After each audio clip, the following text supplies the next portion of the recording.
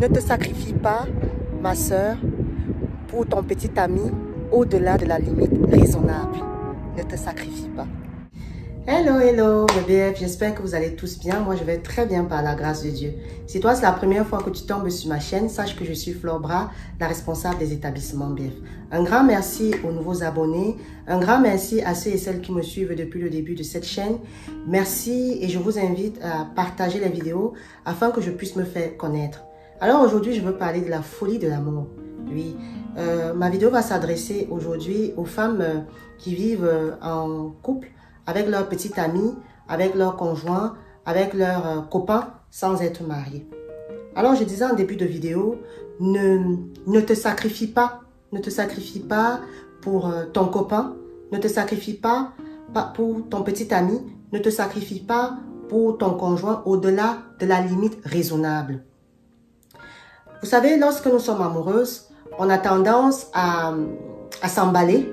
On a tendance à faire des choses irrationnel, on a tendance à s'oublier soi-même. Si tu as déjà été folle amoureuse, je pense que tu sais de quoi je parle. Je parle d'un amour fusionnel, passionnel. Le genre d'amour où tu parles des heures au téléphone et tu ne vois plus le temps passer. Je parle de ce genre d'amour. D'amour où tu vraiment te mets tout le monde à dos. C'est-à-dire, tu peux te mettre ta famille à dos, tu peux te mettre tes amis à dos, tu peux même mettre ta carrière en péril et tu peux même mettre tes finances en péril. Oui, oui, parce que tu es toujours dans cette quête du bien-être de ton copain, de ton petit ami ou de ton conjoint. Alors, j'ai un message pour toi qui m'écoutes ce matin. À toi, ma soeur. Écoute bien ceci. Il faut déjà que tu comprennes que être une femme, c'est un don, c'est une grâce. Pourquoi? Parce que nous avons un système de multiplication dans nos vies. Généralement, je vais te donner un exemple et nous avons tendance à l'oublier. Lorsque on reçoit un spermatozoïde, nous donnons un enfant. Lorsque nous avons de l'attention, nous donnons beaucoup d'amour et de tendresse. Lorsque nous recevons, par exemple,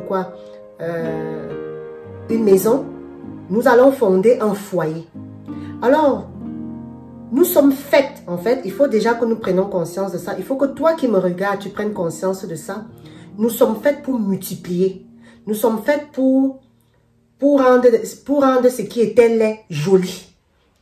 Nous avons une longueur d'avance généralement par rapport aux hommes. Je ne dis pas que les hommes n'ont pas d'autres dons, mais nous, en tant que femmes, nous avons une longueur d'avance. Nous voyons généralement ce qu'eux, ils ne voient pas. Nous comprenons vite les choses, nous anticipons vite les choses. Et nous avons cette capacité à anticiper les choses qui peuvent arriver dans l'avenir. Alors, à toi qui me regarde, j'ai envie de te dire, sache déjà ça. Prends déjà conscience de ce don-là que tu as. Tu es une personne qui peut multiplier les choses. Alors, qu'est-ce qui se passe souvent? Je vais revenir dans le contexte de notre sujet. Quand nous sommes en couple, donc, avec notre copain, avec notre conjoint, avec notre concubin, on se voit déjà comme une femme mariée. On se voit déjà comme si nous sommes dans un foyer.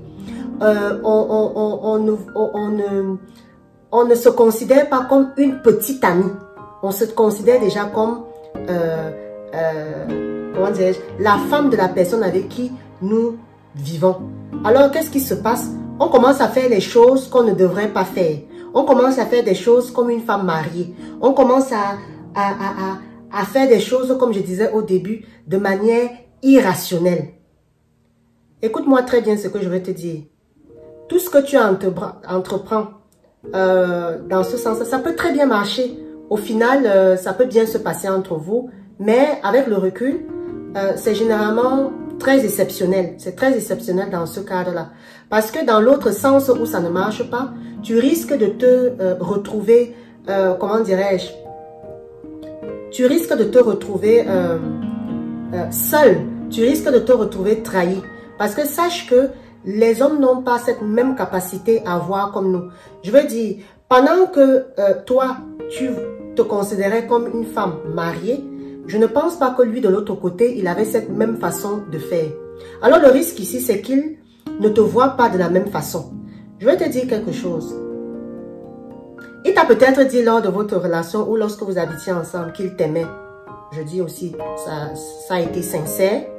Il t'a dit également que tu étais sa femme. Vous savez, il te dit, généralement, il y a des hommes, quand vous êtes en couple et que vous n'êtes pas marié, il te dit, tu es ma femme, tu es mon doudou. Ça aussi, c'est sincère. Mais au fond de lui, à toi qui me regardes, ma soeur, sache qu'au fond de lui, il n'a pas la même notion que toi. Il n'a pas la même notion du fait que le fait de te dire que tu sois sa femme, tu sois la mère de ses enfants, dans sa tête, il ne se considère pas comme un mari. Il ne se considère pas comme un mari. La preuve, c'est quoi? Je vais te donner un exemple. Lorsque tout va déjà bien pour lui, que ça soit professionnellement, que ça soit dans sa famille, que ça soit dans sa vie, lorsque tout va bien, et que par exemple, entre vous deux, c'est difficile, parce que par exemple, à titre d'exemple, ton caractère l'exaspérait, il n'aura pas de scrupule à partir. Il n'aura pas de scrupule à te laisser dans vos problèmes. Il n'aura pas de scrupule à te laisser tomber. Il n'aura pas de scrupule à te laisser dans tous ces embrouilles, dans tout ce tralala. Et c'est à ce moment-là que justement, nous les femmes, on considère ça comme une trahison. On considère ça comme un coup de poignard qu'on nous a donné dans le cœur. Car vous vous dites, après tout ce que j'ai fait pour lui, après tout ce sacrifice que j'ai fait pour lui, comment il me laisse tomber? Alors je vais te dire un truc. Ça revient à ce que je t'ai dit au début. Fais attention. Fais très attention. Vous savez, lorsqu'il y a une rupture, généralement, nous les femmes, on pleure beaucoup, comme je disais au début.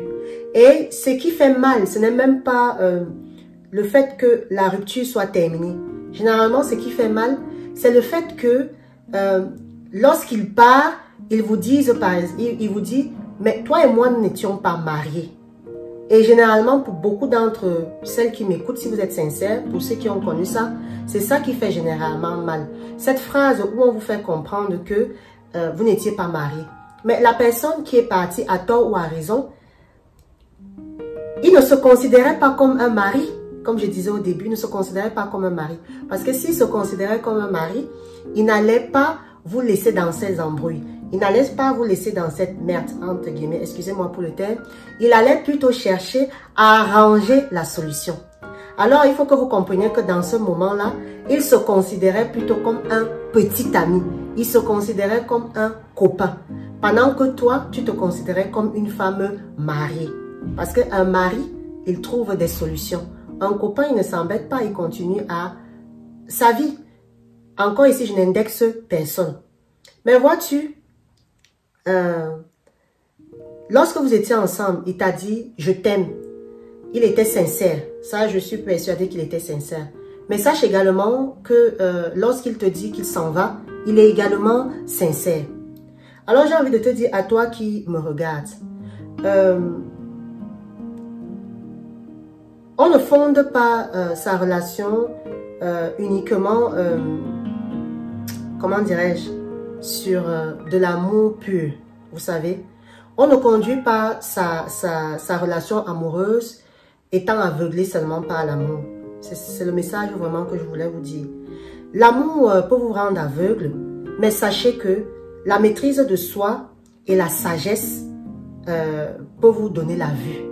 Alors à travers cette vidéo, je voulais vous donner un petit message à mes sœurs aujourd'hui qui vivent dans les foyers, sans être mariées, qui sont en couple, de faire attention, de ne pas se sacrifier au-delà du raisonnable.